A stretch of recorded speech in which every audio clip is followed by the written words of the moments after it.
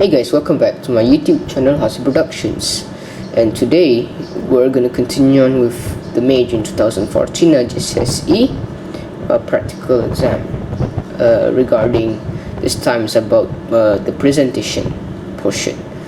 Now from this step 43 is where we're going to start. We've just finished the report part. Now we can just simply continue on with the presentation. Okay, let's get on to our PowerPoint and get ready. Alright, here we go. Now don't do anything else, but let's look what's at the first step. Import the file J224 landings. So go to this new slide and select what's called a slide from outline.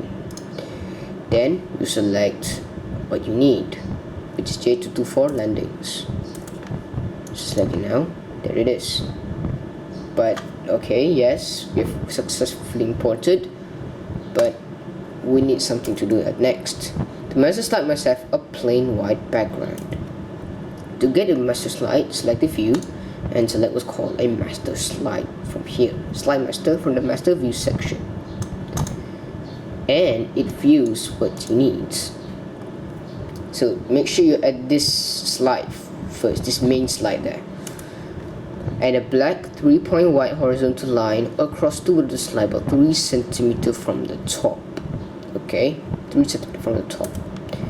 To get the line, insert, press to get the shapes and select a line. So simply make a straight line, that's all. And to get its color, select shape outline, change it to black. I want the black. I don't want lighter, but I want this main black color. And I want to make sure I select weight as to 3 point white. So go to your weight and select 3 point. Simple as that. About 3 cm from the top, so you need to have use of ruler. To get the ruler, make sure you use the ruler and check your units, centimeters of inches. I believe if your computer is set to inches, you need to change your original language setting in the control panel to UK setting, so you can get the centimeter. It's the same thing to Word as well. Now we get you already get the ruler there from here. View ruler, must take this from the show section and align it till it reaches about here. I think this is the 3rd centimeter from the top, not the 9th one. So I'm gonna go ahead and see. I think it's here. See that small little dash there? 1, 2, 3, so it's here. Okay, from here we're going to basically save as, and I'm gonna browse for a file to put my PowerPoint work, which is here. And I want to type in the name which is similar to the file that I import, or the document I import, which is J224 landings. Is it J224 landings? Exactly. Save it as this kind of type. There we go. And the text fish landings. Okay, now do not use this. Okay, you must use the text box. Okay, so go ahead and select text box, because if you select text box, remember, master slide, everything you put here will be displayed on every single slide. So I need to put a text box so that the text box will appear in every single slide. So go ahead and put it into the slide itself. So then select type in the fish landings, capital with your punctuations, all capital, fish landings, in a black 48-point serif font. So go ahead and select the box, set it to 48, and basically save this. And 48 points, serif fonts. Serif font means a font with a stroke, like a Times New Roman. Where is it? There it is. I like selecting Times New Roman, it sounds appropriate. Align to the top right. Now don't use this is not right. What it says top right means it doesn't appear to be used to mean this kind of buttons there. It means you align it to where it's supposed to be, which is the top right. And I suggest the perimeter of this box must not touch or overlap this line. It's like a border separating two parts of the slide. Okay, hold on. 48 point serif font length. Okay, make sure the text does not wrap, which means you do want something like this. Okay, this is called text wrapping. You must make it like this. It's only one line. You don't want to create a second line.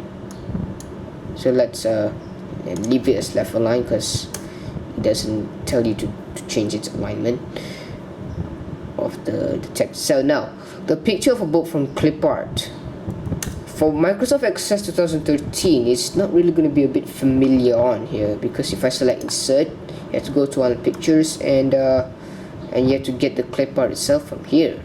Unfortunately, there is I don't know, because of some sort of a failure there, but I don't think we're going to use this kind of software in IGCSE. We're just going to use like 2010 version or 7 or whatever older than that. But for this, we got to use the internet, of course, and select the clip art. There will be type of boat. Okay, type boat. Okay, it will say clip art. Okay, you simply need to click this category and until we get to this. I want to save this. This is the background list, and I'm gonna put it to this other side. And now in the question paper, it doesn't specify the appropriate size or width of height and stuff. It just said resize the image so it fits the space without touching or overlapping the line. That's all. So meaning make it as small as possible. And another criteria to remember here, showing this, is must maintain the aspect ratio. It means you don't want to stretch or squeeze the picture itself. You must make sure you maintain its aspect ratio, meaning you want to keep this kind of proportions.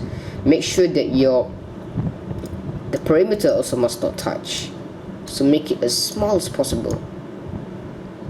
I think here could be a nicer okay. Next, your center number, candidate number, and name 10 point black serif font at the bottom left corner.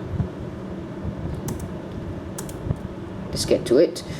It has to do with the footer, and don't type anything yet, right? We need to set up something here. It said 10 point, so set to 10 point, not 10.5, 10, and then select a black color from this button. Select the main black color, not the lighter whatever, and then a serif font. Remember, serif font is a font with a stroke like this. I like Times New Roman. In the bottom left corner. Let's see if the date's needed. Oh, it looks like you don't need, so you can delete it, or you can just simply banish it away from here. And I'm going to put at the bottom left corner. Okay, let's see what else. And then the automatic slide numbers in the bottom center.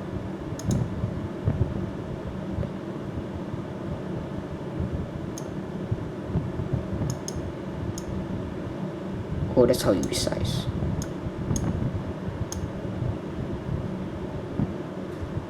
I'll make it to the center. You got to use the ruler so you can know which is the center. Where is it? Now I want to put right at 0 to make it a complete center, absolute center. I think it's here. Now when I select the slideshow, notice that it's not present. That's okay. Like, doesn't show the footer and the slide number. Why? Because I didn't set something here which is called the head and footer. I didn't allow it to be present. So select the header and footer from the text section, click it, and tick those boxes. And at the footer, then you can write your name and the other particulars, and follow what's arranged there for safety purposes. So the center number has to be MY, whatever your center number is. At least it's a center number. And then your candidate, don't put a comma there, and then your name.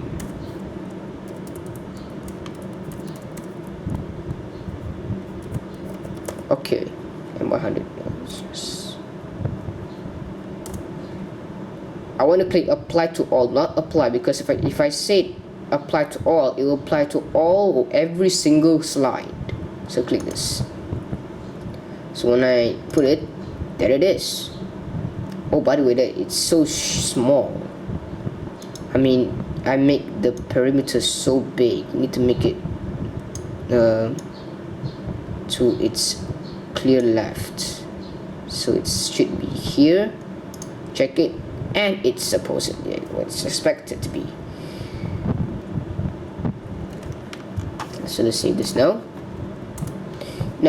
Okay, and then you're automatically done. Bottom center, choose your ruler to make sure it is completely at the center. Now, first level bullets formatted in a 28-point font to square shaped bullet style. Okay, so it has to do with this then. This bullet. First level bullets formatted in a 28-point font. Now, where's the first level bullets? If you would ask me. First level bullets, it doesn't say first level, but this is the first level then. So highlight this only. Formatted in a 28-point font, exactly, with square shaped bullet style. Now it doesn't ask me to change the font, so leave it like this. So 28-point font checked, leave it as color bright. Doesn't ask me to change to a specified font, it's different. Square shaped bullet style. So go to this and select a square shape. At least a square shape. I'll select the basic one. And then the second level bullets formatted in a 20-point font. This is the second level. Don't select the rows. Select what's required. So second level bullets has to be formatted in a 20-point font. 20 and italic and with arrow shaped bullet style. Example like this. So select an arrow here like this. It's better if you select the same style shown in the question paper. Okay, now no master slide elements, text or images should overlap with each other on any slides. So I got to shrink this down, or perhaps this down, and you want to bring this down so you won't overlap. Even this has to be brought a little bit down. Okay, I think we're doing good. Apply all master slide elements to all slides, which is basically which is already this one. So your master slide should look like this. Let's make it this. Now, here's the thing. Do not try to put enhancements or any sorts of things that you really interested on. Just follow what's required in question paper. This is, I believe this is a common mistake. Okay. So I don't know, but you just say look like this, so I don't care. But whatever it is at the left side. Right, we're good to go. Let's close the go to slide master section and close master view. So there you are. You can see in every single slide, it's just going to display this. And notice that you cannot even highlight it because it just need to be can only be modified in the master slide view, and that's precise. Okay. Now insert the new slide before slide 1. use as layout with a title and subtitle. New layout, and I want to select it with a layout of title and subtitle. Title and subtitle. Okay, which means this. All title and text. Oh no, it's wrong. However it is, title and subtitle, if you just create a new slide, it's just that's appeared by default actually. Why would there are 2 slides anyway, so you can delete it. Check if it turns nice. So actually I can just delete this. What's the point? It's already there. Enter the text UK fishing fleet. Easy peasy as kids should do. UK fishing fleet. Fishing fleet.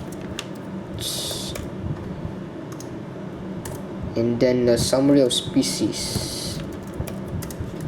Summary, once again, make sure you make your make sure you make sure of your punctuation, be alert on that, and your spelling. Summary of species landed.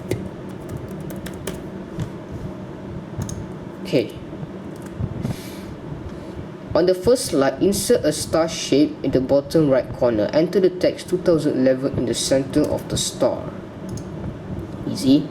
Go to your insert and press the insert button and select shapes. Now like just as normal, it doesn't specify the specific shape. I mean, like for the eyebrow, whatever the case is. As you can see, you just say insert a star shape, which means any shape, and this is at the, which means it's here lah. Now, I can select any star. At least it must have a text that can be written inside. I think we'll select this. So I'm gonna make star shape in the bottom right. Now it doesn't matter what size it is.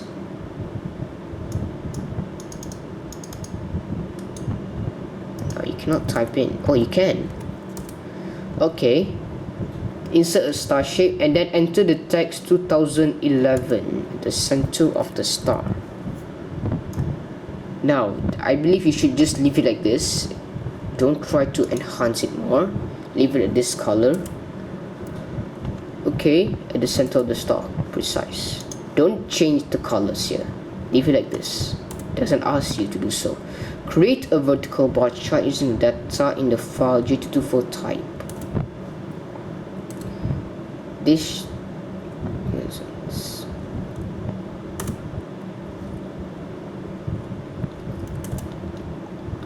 landings by UK vessels. Okay, landings by UK vessels, which means I should get ready here. I think we need to use Excel, so we need to open something. I need to go to my work area and open what's called the J224 type. Let's open it now. Okay, we're gonna leave this aside and we're gonna continue on with this first. Okay, so let's create the vertical bar chart. Insert and create a chart.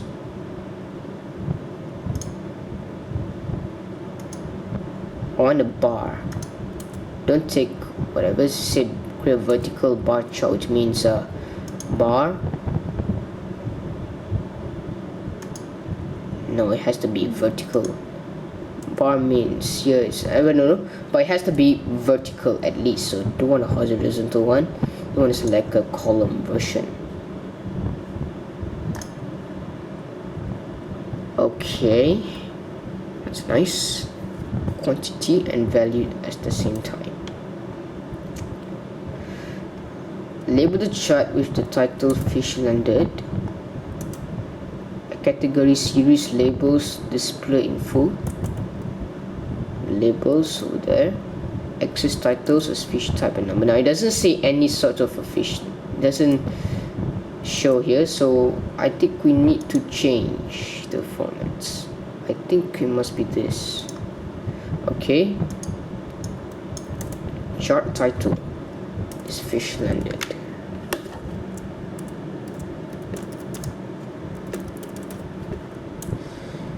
Fish, oh yeah, the capital at the first capital letter. Fish landed. Category series label display info, which means this. Axis titles as fish type and number. Fish type and number. Yeah, you can just think logic. Fish type is over. It's at the x-axis. Fish type there, and then number over here. Number. Place the chart to the left of the bullet points on the slide with the title of Landings by UK Vessels. Let's copy this. Go to your PowerPoint. And where should we put? To the left of the bullet points on the slide, the title Landings by UK Vessel.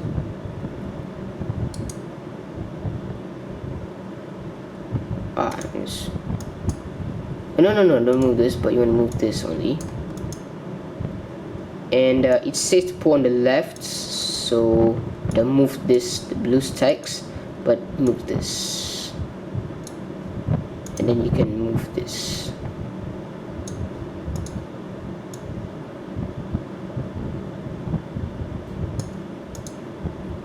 This is at the left part, okay? Okay, landings for UK vessels.